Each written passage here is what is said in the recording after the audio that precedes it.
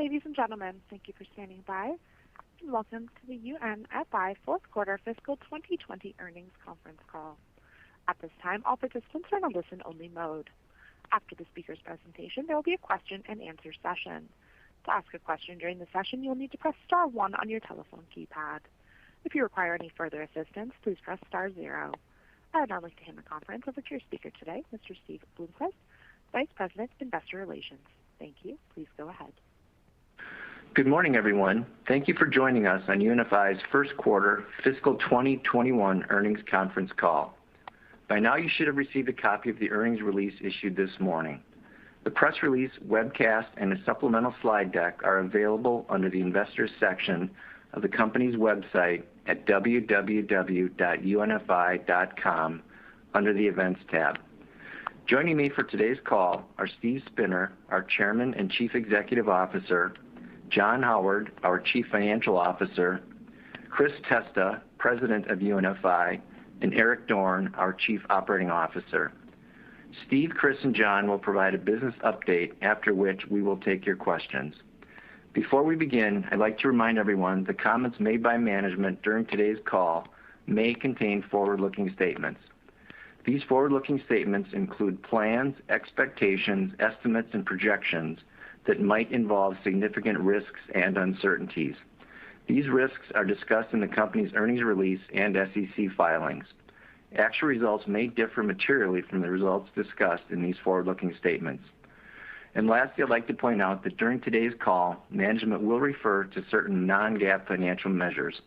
Definitions and reconciliations to the most comparable GAAP financial measures are included in our press release. I'll now turn the call over to Steve. Thanks, Steve. Good morning, everyone, and thank you for joining us on our fiscal 2021 first quarter earnings call. As you saw in this morning's press release, we delivered another quarter of strong financial results. First quarter sales grew 6%, and first quarter adjusted EBITDA grew 31%, resulting in a 45 basis point expansion in adjusted EBITDA margin.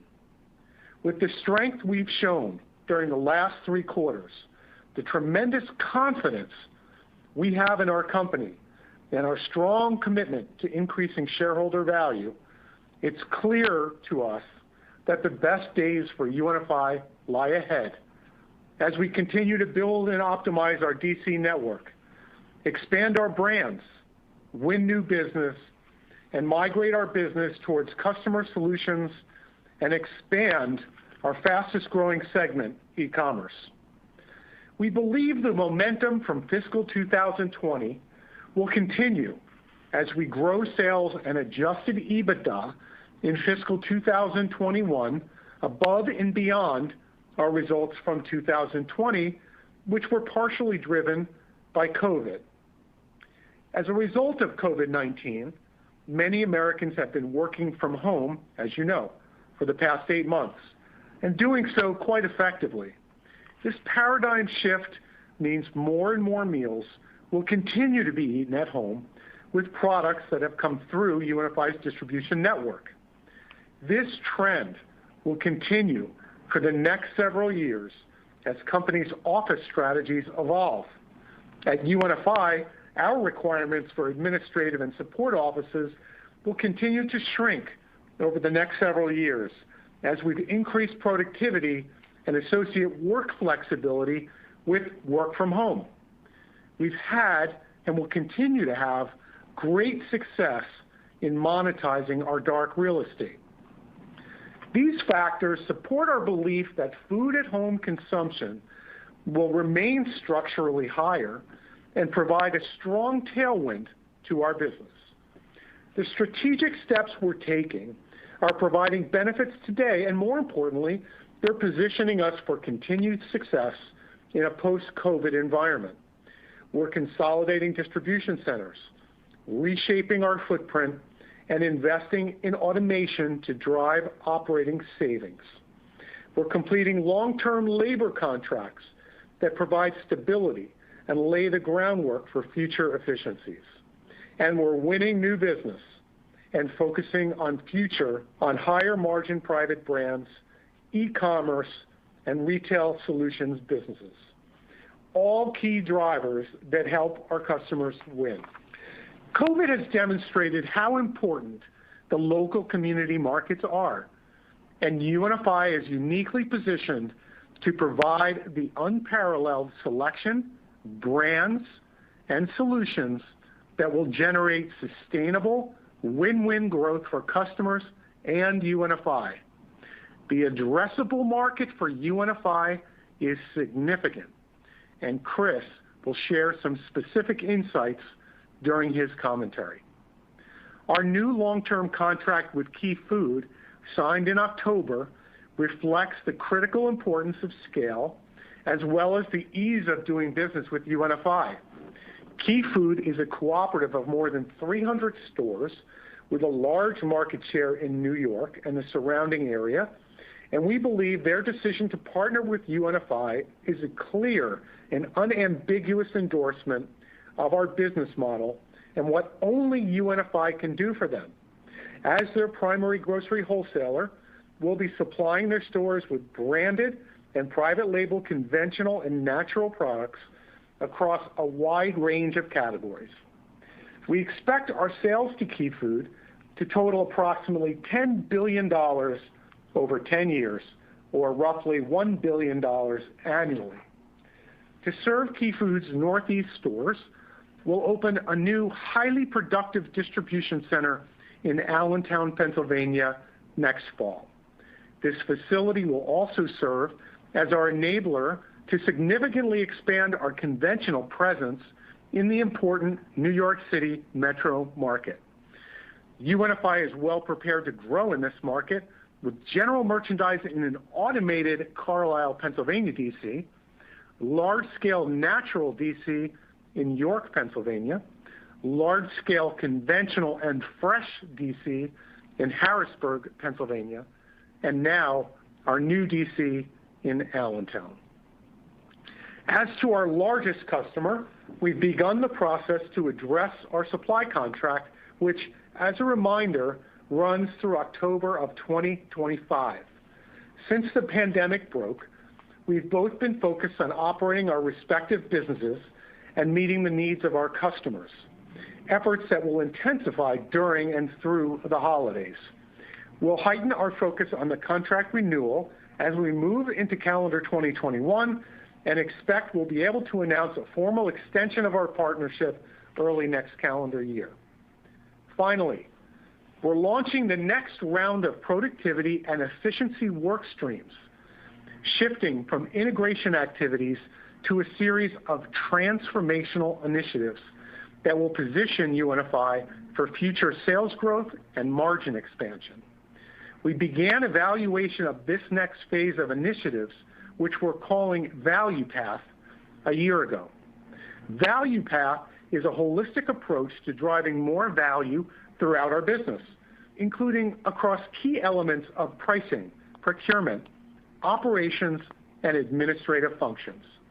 We believe these initiatives will drive an additional $70 to $100 million by the end of fiscal 2023 and contribute to future bottom line growth, margin expansion, and generate meaningfully incremental free cash flow. Let me now turn the call over to Chris to provide more context on our business performance. Chris? Thanks, Steve, and good morning, everyone. On today's call, I'll provide a bit more context for our fiscal 2021 first quarter performance and discuss the key trends in our business. I will also highlight drivers that differentiate UNFI and give us confidence in our long-term growth. As you saw in this morning's press release, total sales for the quarter increased 6% or $375 million compared to last year's first quarter. To put this growth into perspective, consider the 3-month period ended October 30th. Syndicated food sales, as reported by Nielsen, increased 8.9%. This syndicated sales growth includes roughly 300 basis points difference between retail and wholesale inflation. The syndicated data also excludes the food service channel, which represents a nearly 100 basis point headwind to UNFI's total company first quarter sales growth. Considering the impacts of retail inflation and those channels negatively impacted by COVID, we believe our 6% sales growth is outperforming the market in driving share growth for UNFI. Sales to our top 100 customers, representing nearly 70% of total net sales, were up approximately 10.5%. We believe our strong sales performance is being driven in large part by our long-term strategies we have discussed during previous calls, as well as favorable consumer trends in specific channels. Namely, cross-selling efforts yielded an additional $60 million in incremental sales in the quarter. As we've discussed, previous cross-selling efforts consisted largely of many small wins with new item introductions. In fiscal 21, we're beginning to realize larger wins as customers begin to aggregate more purchases with UNFI. We continue to believe that increasing share of wallet with our current customer base of nearly 15,000 is a unique and very large growth opportunity for UNFI. This includes selling more natural product to conventional operators and vice versa, expanding professional services, and increasing the penetration of private brands and fresh categories. We estimate UNFI has a $140 billion addressable market, including $38 billion from incremental revenue from cross-selling to our existing customer base. A second driver of the Q1 results is new business.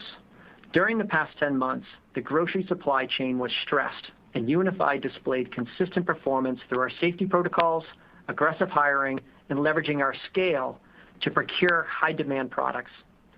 This performance was recognized by the marketplace and has allowed our new business pipeline to expand, including the contract with Key Food that Steve spoke about earlier. In Q1, we began shipping to some of these recently acquired customers, and we plan to continue to convert pipeline opportunities to new business wins to drive UNFI growth higher than the comparable industry growth. Another driver of our Q1 growth was the favorable channel trends we continue to experience. Supernatural sales were up 9.3% over last year's first quarter, representing a 570 basis point sequential improvement from the fourth quarter of fiscal 20. This performance is largely being driven by center store grocery items that are overcompensating for some of the declines from adversely impacted categories like bulk and prepared foods. The fastest growing portion of our business is e-commerce, an area of accelerating importance to the success of our customers. Our e-commerce sales were up 93% in the quarter, including nearly 300% sales growth to the largest e-commerce player, who has also grown into a top 25 customer for UNFI. It is estimated that e-commerce now represents 9% of total grocery purchases, and UNFI is positioned to take advantage of this trend in several ways, including partnering with e-commerce operators, selling an online platform to our brick-and-mortar customers, and through our own e-commerce businesses under the UNFI Easy Options and Honest Green platforms, which sell grocery and wellness items on a direct B2B basis. In addition to these growth areas, UNFI is receiving secondary e-com growth from our brick-and-mortar customers that are using e-commerce solutions to sell groceries that they purchase from UNFI. To put this in perspective, Cub has averaged over 30,000 e-commerce orders per week, which has led to an e-com sales increase of 200%. Although we do not recognize these transactions in our e-commerce reporting, it's an example how UNFI is benefiting from this growing consumer behavior. First quarter sales to chains were up 5%, while sales to independents increased 7.4%. The strength of our customers in these channels reflects many of the same volume-driving initiatives we discussed previously, in addition to the desire for consumers to shop local and patronize stores with smaller footprints that are close to their homes. This is especially true in the independent channel, where we grew sales with 45 of our top 50 customers in this channel, including 30 that grew sales at double-digit rate. In addition to favorable revenue growth we are experiencing across our core business, we continue to expand our professional services and private brands businesses as well. Growth from these business units is expected to contribute to margin rate expansion for UNFI as we focus resources to driving these strategic initiatives. Also, both offer solutions that help customers increase sales, improve their gross margins, and lower operating costs. And these businesses are unique to UNFI, which strengthens our long-term partnership with these customers. Our strong top-line results also extend to our retail business, where first quarter identical store sales increased nearly 16%. In addition to the e-commerce growth I already mentioned, the merchandising and operational changes we put in place over the past year continue to improve product mix and favorably drive results at both the Cub and Shoppers banners. On the operations side, we continue to move forward with our strategy to maximize our network and consolidate where opportunities exist to better service our customers and deliver operating efficiencies. We have previously discussed our consolidation efforts in the Pacific Northwest, where we expect the cost savings from that project to be realized as we move through fiscal 2021 and forward. We're next consolidating our Santa Fe Springs and Vernon distribution centers into existing DCs in Southern California. In both the Pacific Northwest and Southwest projects, we are modernizing our facilities by deploying automation, which has already proven to dramatically increase throughput levels, improve our capability to attract labor, and lower operating costs. As we've worked through the investments we've made in these consolidation projects, we've absorbed about $20 million of higher operating costs in Q1 as a result of COVID-related challenges and new DC productivity growth. The good news is we believe these incremental costs will diminish over the balance of fiscal 2021. To put these changes in perspective, when these large-scale optimization projects are complete, we will have consolidated from operating 10 distribution centers to 6 in these 2 areas. By eliminating a net 4 DCs from the network, we've removed meaningful fixed costs associated with these extra buildings. In the process, we've generated approximately $125 million in cash proceeds while creating a footprint that requires less investment in working capital, and we can realize lower net operating expenses. We'd expect to achieve these type of benefits to varying degrees as we analyze and review the balance of our network. Lastly, as Steve touched on, since the end of fiscal 2020, we've finalized new labor contracts at 7 distribution centers covering more than 1,200 associates. We're pleased with the long-term stability and flexibility these agreements provide, and we will continue to pursue the modernization of our labor agreements across the enterprise as we negotiate the renewal of these contracts. When we consider the strength and diversity of our growing customer portfolio, the large addressable market opportunity in front of us, UNFI's unmatched product and service offerings and scale, and the relentless focus of our people to find solutions that benefit our customers, we're confident we'll continue to increase market share. And to echo Steve's comments, we firmly believe our best days are ahead of us. With that, I'll turn the call over to John. Thank you, Chris, and good morning, everyone. On today's call, I'll cover our first quarter financial performance, balance sheet, capital structure, and outlook for fiscal 2021. As Steve and Chris said, we're very pleased with our strong performance in the first quarter, in which sales totaled $6.7 billion, adjusted EBITDA was $159 million, and adjusted EPS came to 51 cents per share. As a reminder, our first quarter is historically our lowest quarter for these 3 metrics. First quarter gross margin rate expanded 7 basis points versus last year's first quarter, driven by a margin mix benefit from greater retail sales growth relative to wholesale sales growth, as well as lower levels of promotional spending in our retail operations. This was partially offset by lower levels of supplier-related income in our wholesale business. First quarter operating expense rate decreased 25 basis points, driven by the benefits of our synergy and integration efforts, as well as strong leverage on the fixed and semi-fixed portions of our cost structure. As Chris stated, our first quarter operating expense includes approximately $20 million, or 30 basis points as a percent of sales, of higher operating costs related to the startup of 3 distribution centers in the midst of the COVID pandemic, as we focused on the safety of our associates and service levels to our customers. We believe these incremental costs will diminish over the balance of the year. Our 31% growth in first quarter adjusted EBITDA on a 6% increase in sales translates to a 45 basis point year-over-year expansion in our adjusted EBITDA margin. The 3rd consecutive quarter we've grown year-over-year adjusted EBITDA significantly faster than sales. These results provide evidence of UNFI's ability to leverage top-line performance into even stronger bottom-line growth. We believe this growth algorithm over time will generate significant shareholder value.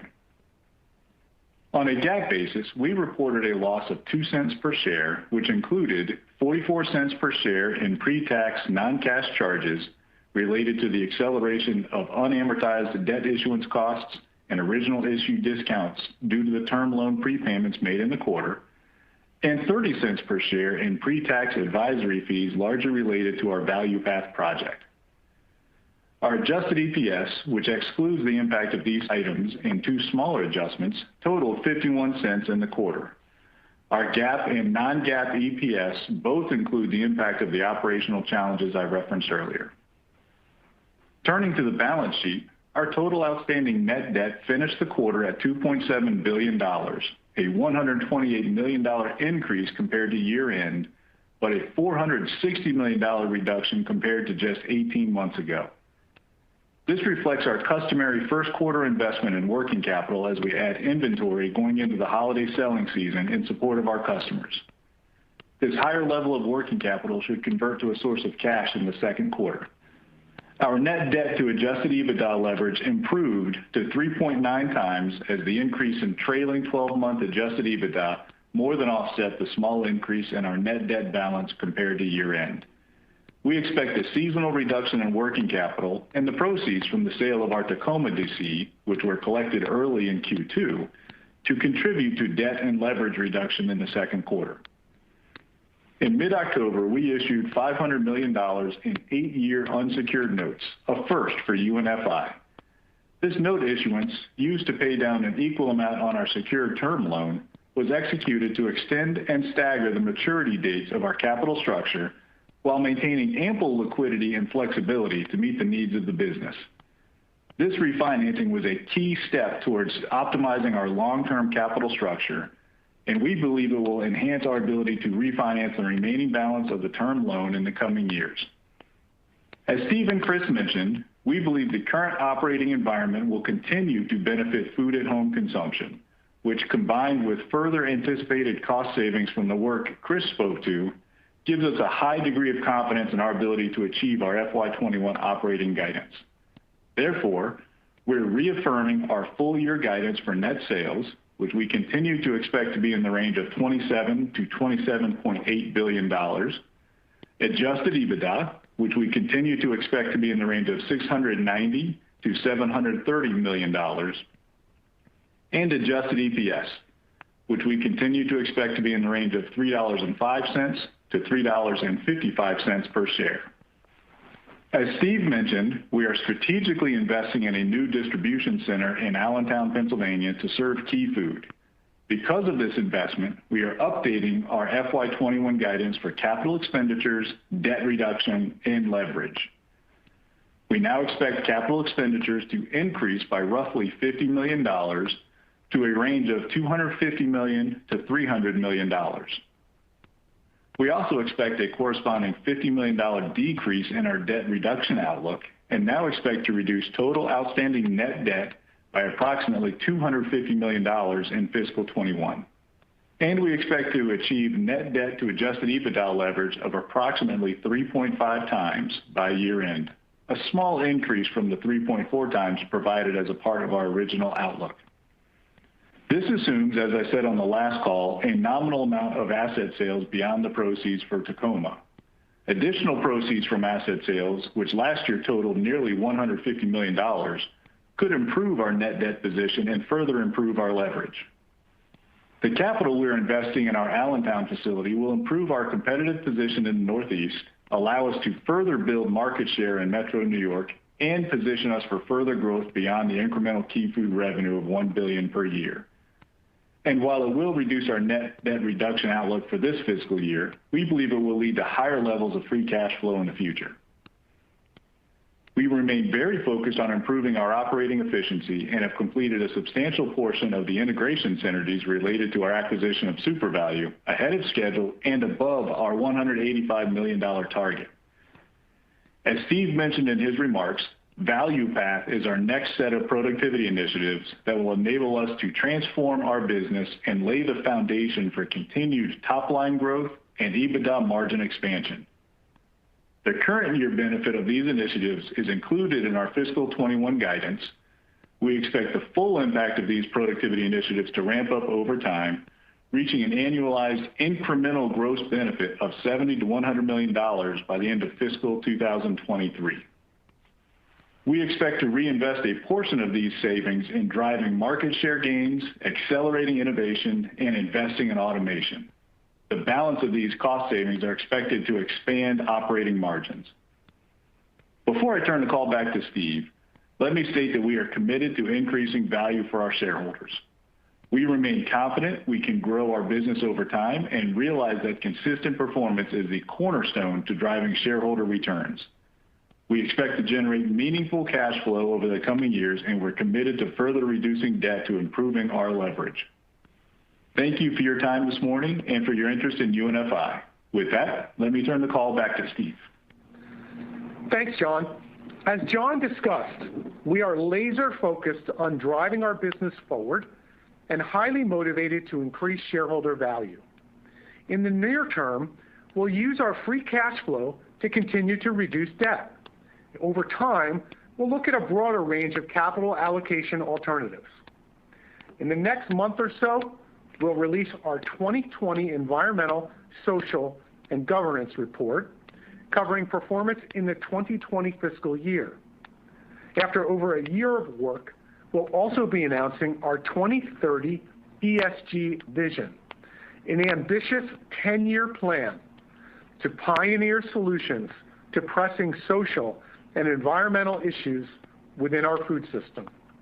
This plan includes expanding and enhancing our policies and practices related to climate change, waste reduction, food access, safety, well-being, and diversity and inclusion. Notably, we recently announced our formal intent to set a science-based emissions reduction target. Our target, which is under development today, will be submitted for approval to the Science Based Targets Initiative within the year and will serve as a foundational goal under our Better for Our World pillar, which commits UNFI to reduce our contributions to climate change and increase resilience through operational excellence, investments in clean energy, and the pursuit of environmental justice. With this important milestone, UNFI is the first grocery wholesaler to join a global movement of companies acting to mitigate the worst impacts of climate change and transition to a low-carbon economy. With millions of Americans struggling every day to access nutritious food, it is simply unacceptable that so much food gets wasted. We recognize the importance of collaboration as we work to address this challenge and are thrilled to have recently joined the U.S. Food Loss and Waste 2030 Champions to share best practices with others in our industry. As a critical link in the food supply, UNFI is committed to digging in to help find solutions. Finally, working with our board succession planning committee, I'm optimistic that we will be able to announce my successor early next calendar year. Our process has been quite robust and has identified exemplary talent both inside and outside of UNFI. I'm also excited about our search for board members who bring a wider range of transformational and large-scale experience to our company. To wrap up, I am really pleased with our business performance and encouraged by the holiday selling period and the sequential improvement in sales we've seen compared to the 6% growth in the first quarter. We're confident in our ability to deliver on our full year guidance and more excited than ever for our future prospects. With that, we're ready to take questions. As a reminder, if you would like to ask a question, please press star 1 on your telephone keypad. Our first question comes from Rupesh Parikh with Oppenheimer. Your line is open. Good morning. Thanks for taking my question. So, Steve, just going back to your comment, just that you are seeing a sequential improvement quarter to date. If you can provide any more color in terms of what you guys are seeing, is there pantry loading? Are you seeing any geographic differences? We'd just love to hear what you guys are seeing lately. Well, we are, like I said, sequentially improving. I don't think it's pantry loading. I think that we're winning more business. We're cross-selling more products to a wider range of customers. If you look at the growth across our channels, I think that's consistently getting better. And so we feel pretty good about what the numbers are telling us. Now, remember that we're going to be lapping March, April, and June coming up early part of next year. But as we see it right now, the numbers look really good. Okay, great. And then just for the quarter itself, how did Q1 play out versus your internal expectations? We were pretty much right on target. Exactly where we thought we would be. Okay, great. And then I guess just my final question. So you guys have had meaningful success so far with the Key Foods win, and it sounds like you're doing well on the cross-selling front as well. Just overall, what are you seeing out there on the competitive front from KE and some of the other players? Hey, Rupesh, it's Chris.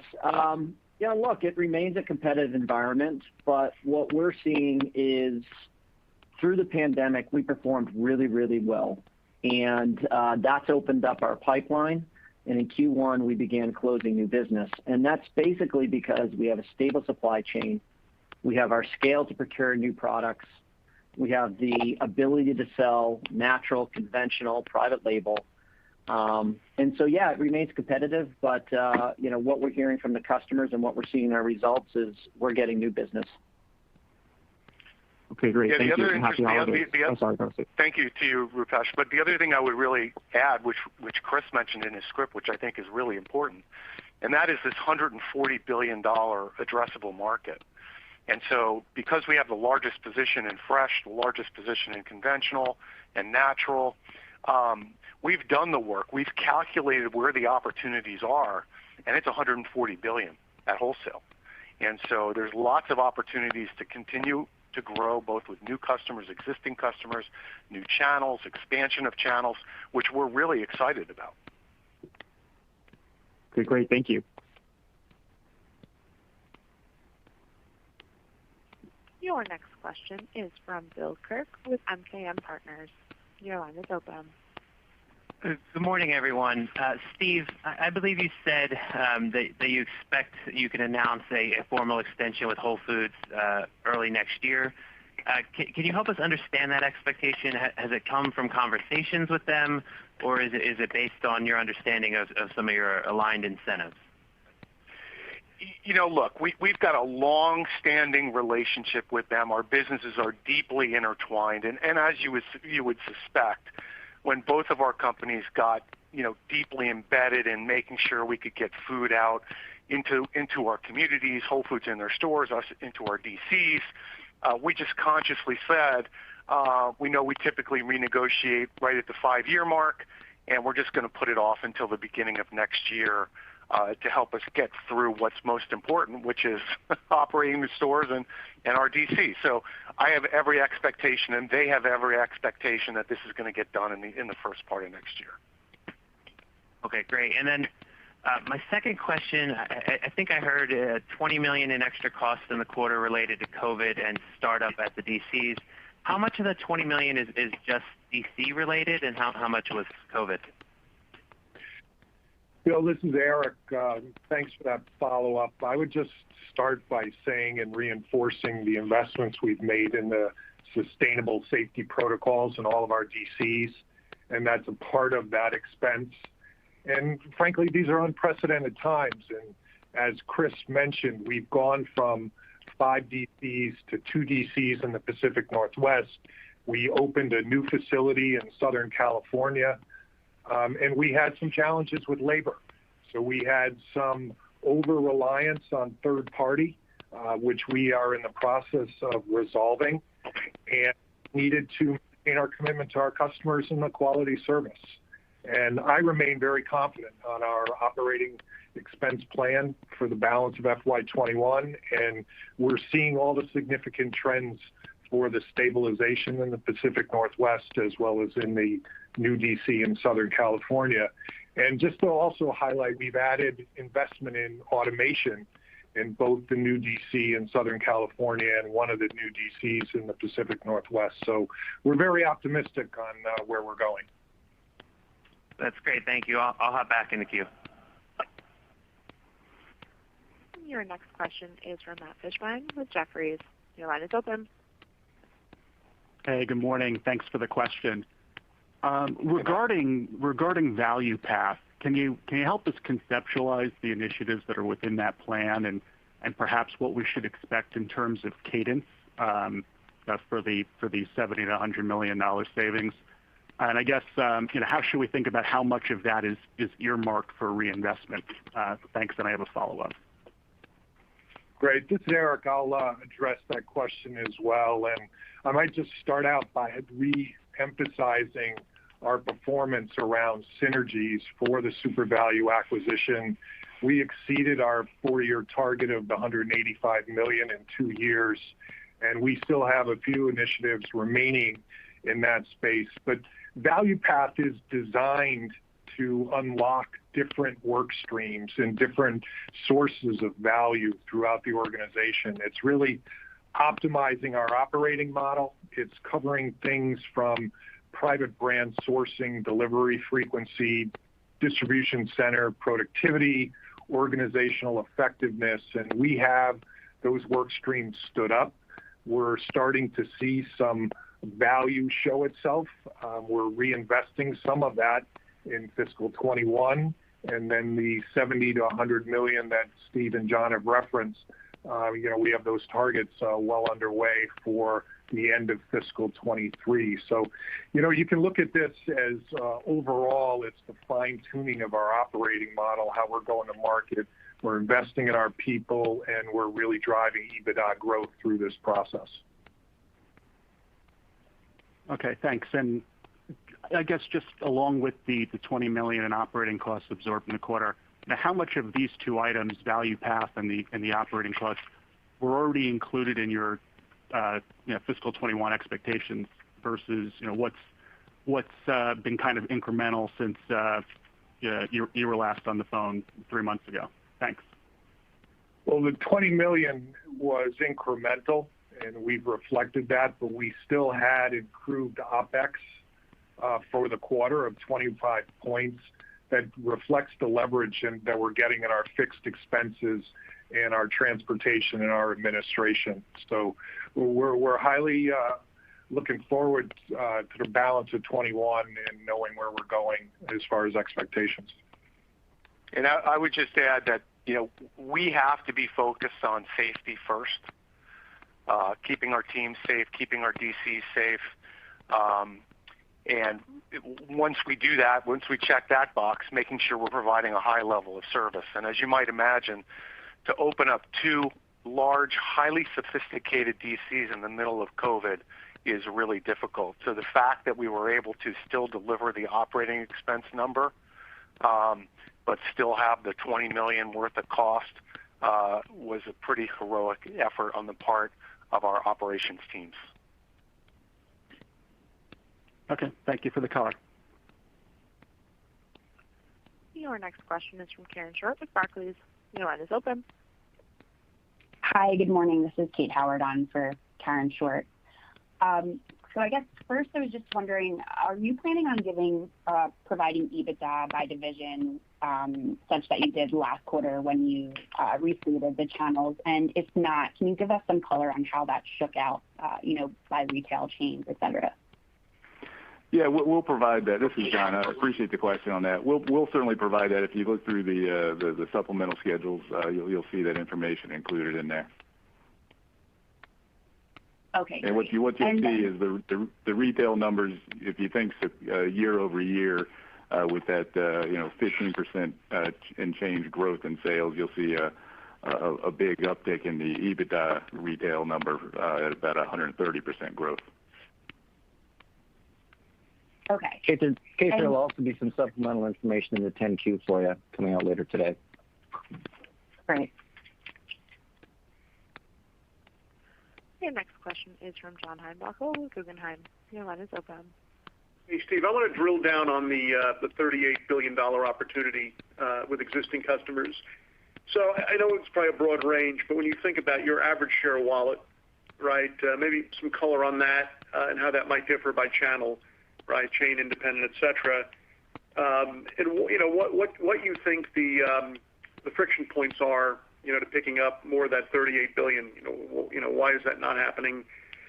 And then lastly, if you think about the incremental margin on that, right? So the drop size goes up. Would the incremental profit margin be 50 basis points higher on that revenue? What's the thought there? Yeah. So first of all, the addressable market is 140 billion, and I think you said 38. Just for existing customers. Yeah. Yeah. Okay, I got it. So one, I think that there's a dramatic shift happening within the industry, right? I think pretty similar to what happened in food service maybe 10 years ago, as the larger players started to take more share, independent customers who use 10 different suppliers migrated to just a few. And so that dynamic is happening in the retail space as well. As the retailers see the economies of scale in saying, you know what, if we can buy our center store frozen, chill, dry brands, floral, produce, meat, and so on and so forth from one supplier, it's more efficient, it's cheaper, and the economies of scale really work in everybody's favor.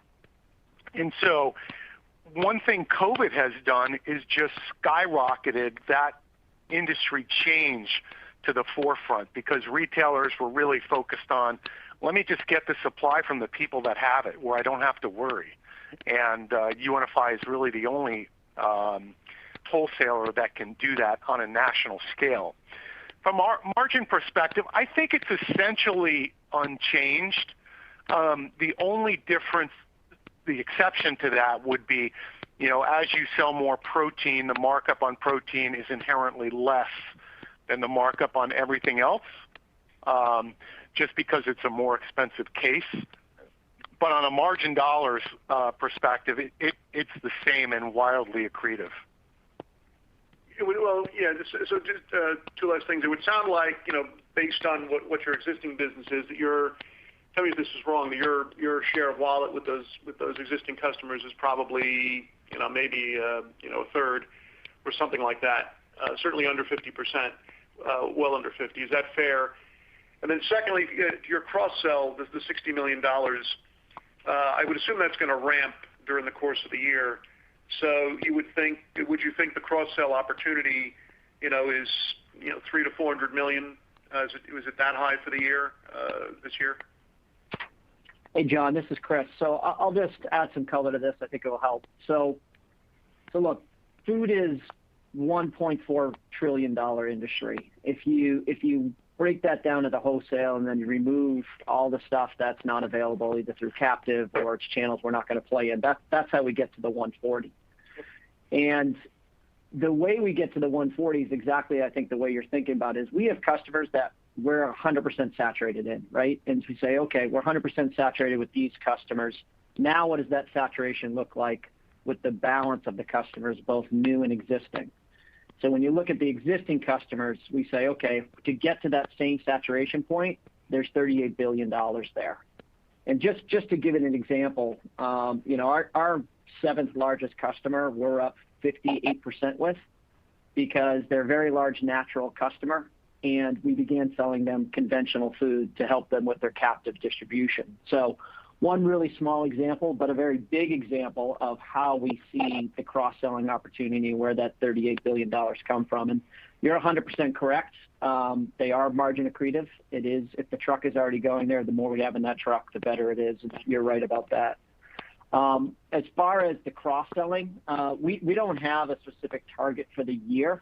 It is sequentially growing every quarter for some of the opportunities that I mentioned earlier. Our cross-sell wins in fiscal 20 were largely new item introductions. So, for example, a conventional store that was just getting introduced to natural and organic. What we're seeing in 2021 is large opportunities with bigger customers, top 20 customers, to sell them expanded fresh, to sell them expanded brands, to sell them expanded conventional and natural products. So I'm not going to put a target for the year, but we do expect it to sequentially grow throughout the quarter. Yeah, one thing I would also add, John, is, we've also been really successful in further rolling out our solutions business, which is more than a double-digit margin business for us. And those solutions group includes the use of data, coupon processing, payroll in some cases, and those things really lock the indies into us in a much bigger way. And what's been incredible is we've actually begun rolling out these solutions into some of our regional, conventional, and larger national customers. Thank you. Your next question is from Edward Kelly with Wells Fargo. Your line is open. Yeah. Hi, guys. Good morning. Hey. Steve, I was hoping, could you just talk about how you're calculating that 300 basis points inflation difference between resale and wholesale? And then I assume this is primarily in the chain and the independent customer base. So is that number even bigger for them? And what is that saying? Is that just all margin for that customer base? Yeah, hey Ed, it's Chris. That is because of the promotional dollar contraction that's happened at retail. So if you look at the quarter and you look at promotional dollars year over year, they've contracted. And it depends on what period you're talking about over that 3-month quarter, but it can be anywhere from 5 to 10% less promotional dollars being spent at retail. And so that's why you're having such an inflation expansion at retail that's not happening at wholesale. There's also, by the way, SKU contraction, which has something to do with that. Some retailers are claiming 5 to 10% less SKUs on the shelf, again, because, of all the constraints on the supply chain. And what was the second question? Well, but it's also a combination of the lack of promotional spend, and quite frankly, retailers are taking price. So those two things combined are about 300 basis points, a little more than 300 basis points. So what's your thoughts on how that unwinds next year? Obviously, promotional cadence, should at least normalize, but do you think there's some temptation for these guys to try to retain some of this business and maybe promote a bit more? Well, look, this is my opinion only. I think that, the largest CPG companies have scaled back so heavily on SKUs just to produce the items that the retailers and the consumers need. Well, when they bring them back, the only way the retailers are going to take them is with a very heavy promotional spend. But I don't think we're going to get there until, let's say the fall of next year.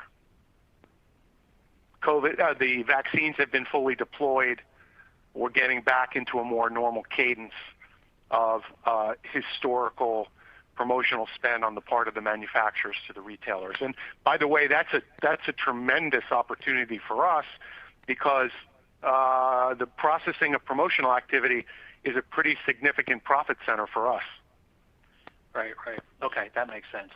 And then just second question for you on freight. We continue to hear sort of negative headlines around freight pressure. Now, I know you guys either own or contract the bulk of what you do, but are you seeing any incremental pressure there at all? Particularly as we think about like driver pay or needing to go to spot, for instance, for any of the higher demand that maybe you're seeing, and how does that play out from here? Ed, this is Eric. I'll take that. Yes, we are continuing to see some pressure, primarily driven by some market factors, obviously around COVID and seasonal retail and heavy imports. But we are changing and working our model, going from intermodal to over the road. We're trying to push our carriers for more guaranteed road capacity. And we've actually gone from an annual bidding process to a quarterly, so we can stay closer to the market and manage our way through this. But we're seeing the effects, and we're effectively managing them going forward. And just to be clear, what Eric's talking is about the freight that affects our inbound, not our outbound. Our outbound is something that we manage ourselves predominantly with our own workforce and our own fleet. We do rely on third-party carriers that we contract with to bring a lot of the inventory into our DCs that are not shipped directly by the manufacturers. Got it. All right, great. Thank you. Your next question is from Jim Salera with North Coast Research. Your line is open. Hi, guys. Thanks for taking my question. To drill down a little bit more on the e-commerce opportunity, can you just talk a little bit about what you guys think the penetration is right now, and then over the next year or so, what do you think the opportunity is to expand that, either with new opportunities or within existing customers that maybe don't use the full suite of products there? Hey, Jim, it's Chris. Look, COVID accelerated the e-com adoption with consumers. Pre-COVID, e-commerce grocery purchases were around 3%. Today, it's estimated to be around 9 or 10%, which we always knew we would get there. We just thought it would happen 3 years from now. So the penetration across the entire industry is in that 9 to 10% range. We feel good about our position to grow with that trend for a couple reasons. Is one, we service the very large e-commerce providers, and we mentioned our e-commerce number up 92%, with our top e-commerce customer up almost 300%, and number 2 through 10 are equally as large as far from a growth perspective. So we service those B2C businesses that are handling e-com, and we feel really good about our ability to service them nationally, to service them with conventional, to service them with private label, and to service them with natural products, because they're essentially trying to provide a grocery store online, and we don't think there's anybody positioned to do that better than UNFI nationally. So that's number one. Number two is our own e-commerce business, albeit pretty small, through our Honest Green and Easy Options, are up almost 50%. And that's just an e-commerce solution that we have B2B to provide products to a secondary market. And then the third is we sell an e-commerce solution to our brick and mortar customers that want to adopt click and collect and deliver to home and participate in this marketplace. And we're going to continue to develop businesses to capture the e-commerce marketplace. But given the growth that we've seen, it's not unrealistic that our e-commerce business is going to double in 2021. Great. And so when you look at that doubling, how much of that do you think is incremental versus just in-store cannibalization, and then be just saying, I'm going to show one of my groceries online rather than going to the store? It's a good question. So the large portion of e-commerce growth is not brown boxes to doorsteps. It's happening through click and collect and deliver to home. So we are selling groceries to retailers, and then they're handling the e-commerce from there. So we're benefiting because of the existing relationships. And then as far as the growth of the operators, I see a lot of it being incremental. I see the trade-off coming from away from home dollars to these e-commerce solutions that are delivering to home. I think that's where the share of wallet's coming from, more than just the center store, brick and mortar stores. Perfect. Thanks. Sure. Our final question comes from Kelly Bania with BMO Capital Markets. Your line is open. Hi, good morning. Thanks for taking our questions. Hi. Just wanted to see if you can share any color on your EBITDA margin outlook for the rest of the year, because I look at this quarter, I guess it's kind of in that 2.6, maybe 2.7% range if you take out the startup costs that you mentioned. I guess your guidance implies kind of that same range for the rest of the year, and I guess I would think that, especially the back half would maybe be a little bit weaker, but, is there maybe any lumpiness that you can tell us about in terms of startup costs or other costs as we think about kind of that cadence of EBITDA margin for the rest of the year? Yeah. Hey, Kelly, this is John. Appreciate the question. As we think about the rest of the year, you're absolutely right. We had that $20 million or so in Q1, and as Eric mentioned, we're going to continue to recover that as we move throughout the year with our operating plan and the acceleration of some of that value that comes from the consolidation of those DCs. And I think what we're going to see is we're not expecting dramatic lumpiness. We know what's going to happen in Q3 and Q4, as Steve mentioned, as we lap just those incredible months, those incredible periods from the pantry stuffing last year. But as we think about FY21 standalone, the consistency, I think it's going to be somewhere in that band as we move throughout the rest of the year.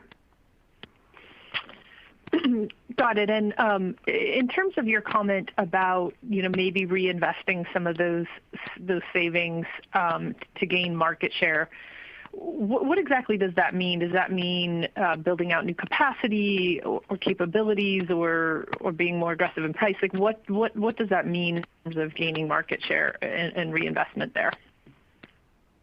Yeah, and the answer is it's all of that and then some. So as we think about that reinvestment, it's going out and winning the business. It's driving the innovation. It's investing in automation. It's an amalgamation of all of the things you touched on as we continue to drive that value path forward, and it's going to be touching on all of those items. But just to be clear, the reason that we initiated Value Path is to drive improvements to our bottom line, and that's still the goal, even though it does give us the flexibility to invest and resource into our fastest growing and most efficient areas. Yep. Absolutely. Oh, okay, that's helpful. And then maybe just last one for me. So you talked about the closing of the 4 DCs, really when you kind of optimize that network. And I think you have somewhere just under 60 or so, or around 60 right now. Just curious if you can talk about the savings of the closure of those 4 DCs and just what you think the potential is over the next few years as you continue to optimize, either grow DCs or continue to consolidate. Yeah, I'll kick it off and then okay, go ahead, John. So I'll say as we think about those DCs, certainly there's value attached to pulling out those fixed costs, and we've embedded the anticipated value in our 21 guidance. And I think if we think about the future, Kelly, that where we're going to go with the network optimization as well as some of the other aspects attached to Value Path, I think that's embedded in the incremental annual $70 to $100 million run rate that we want to achieve by the end of FY23. Yeah, the other component I was going to add is there is a significant working capital improvement that comes with it because obviously we have less inventory, and we've been wildly successful at selling our dark or unused real estate. And so certainly if you look at what's transpired since we bought Super Value, we've monetized a lot of real estate that we no longer need or use, and that will continue to happen as we move forward. Thank you. And that working capital, just a real quick follow-up on that working capital, you can see that embedded in our Q1 numbers as we think about the improvements in our working capital in Q1 compared to last year and the impact on our free cash flows in Q1 that have improved by $80 million from Q1 last year to Q1 this year. And that's a reflection of a lot of different initiatives, but that includes the impact of the DC consolidation. All right. Thanks, Megan. We appreciate your hosting the call. We're going to conclude at that point. If anybody has any follow-ups, feel free to give me a call later today. Hey, just one other comment, Steve, I'd like to make just in closing. I am so proud of this team and what they've accomplished in very difficult circumstances. Our primary focus has been and continues to be to keep our people safe in the midst of the pandemic, not only from the virus perspective, but for physical safety as well. When we think about the quarter, growing 6%, but on an adjusted basis, probably more like 9%. We're exceeding the growth of the industry in a pretty significant way. We're leveraging the bottom line by growing more than 30% on the EBITDA.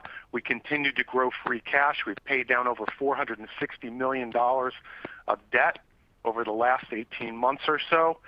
We're meeting our internal objectives in almost every way.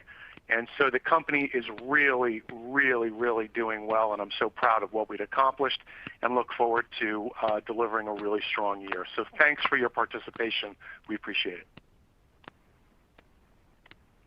This concludes today's conference. You may now disconnect.